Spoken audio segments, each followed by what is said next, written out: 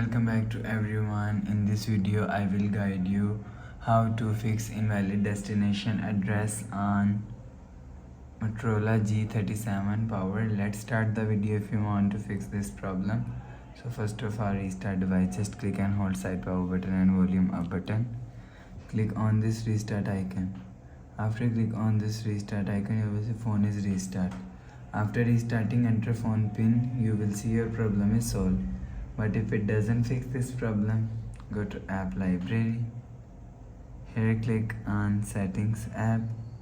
Now in settings, click on system and click on reset option. If you want to fix this problem, so click on reset network settings. Enter phone pin, click on this icon.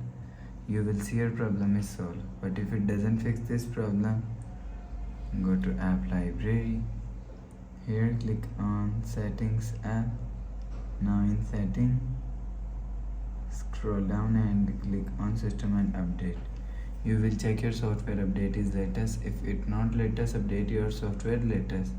After update software latest, go back to home screen. You will see your problem is solved. So please subscribe for more new latest videos. Thanks for watching.